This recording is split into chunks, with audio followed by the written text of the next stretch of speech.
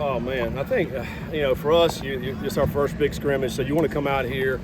Number one, I thought it was a great day for this because it's close to 90 out here, so we wanted to get the weather.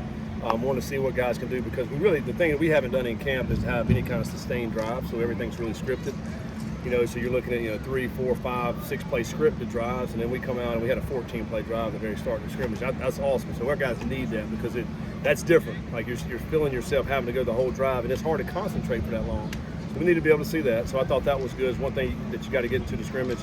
I think each position you just want to see guys make plays, and I think as we go back and watch the film, and you really dissect it and get down to the root of it, are the guys that we have to be counting on, are they making plays? And I think you don't really know that until you get on, we'll watch the film. Now, obviously, as you're watching it with the naked eye, you're going to see some plays from Swords. We had some really good plays. The receivers had some good plays out there today. All the backs ran good.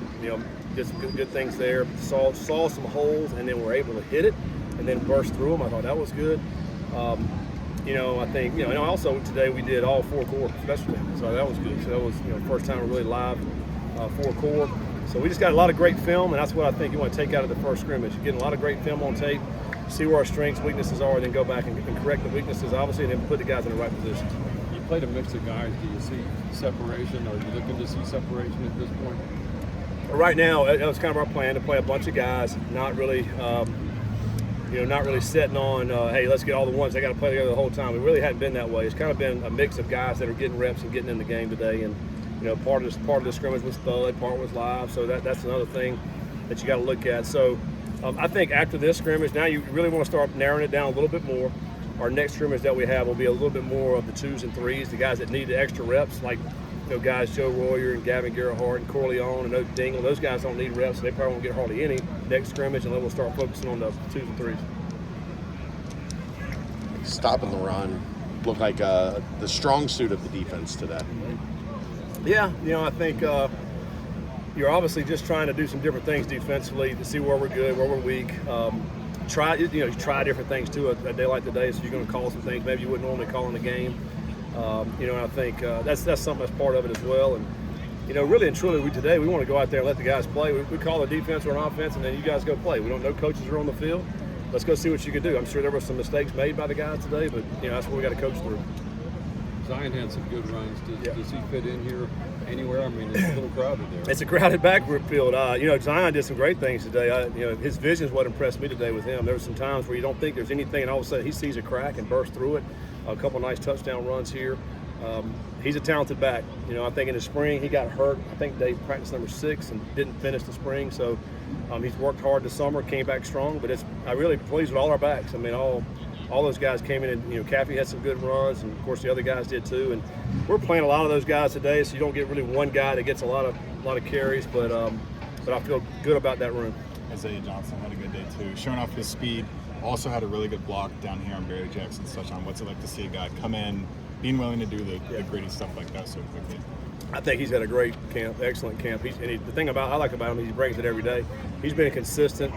Every practice I feel like we look up, there he is making a play. And on one of these practices he had 3 touchdowns and 7 on. He's a good contested catch guy. He's also got great size, so he's using his size in the blocking game. I think that's critical.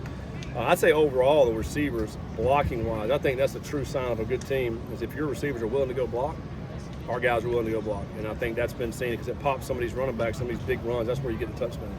How much different is it having Johnson and Jennings and Barry, and you've got a number of guys now, not just Cyrus and Jeff to run awesome. offense? It's awesome, and I think we've been able to, for the whole camp, pretty much all those guys have been available. And so we've been able to just rotate them all in, so it really keeps them all fresh. And they've all made plays, and that's what I like to see. It's not just one guy making a play. Now, we saw Cyrus make a play today, and Isaiah, and some of the Dakari had a couple of good plays, but you're able to put these guys in and see what they can do. Now, it makes us as coaches feel confident. Hey, when we get in game time, we're not going to hesitate to put a guy in there. We feel like he's going to go out there and be able to make a play because we've been doing consistently throughout camp.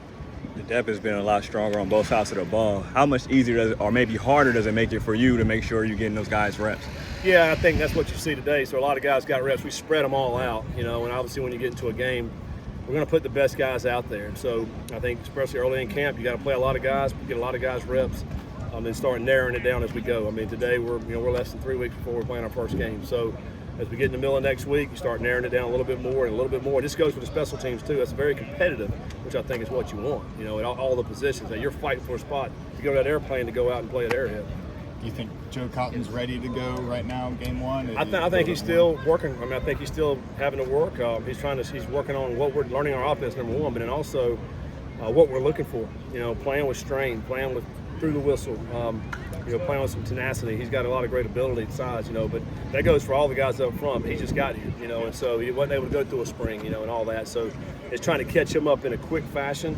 So we're really throwing everything at him, and you know, and he's making improvement. He's doing better and better, and I think he'll continue to get better and be ready to go by our first game. To piggyback off that question, on the offensive line, do you feel like you have 7 or 8 that you feel comfortable with if the game with the Bullets were live? Yeah, we do. We feel like that. 7 or 8 guys right now. Judea has not gone this camp so far.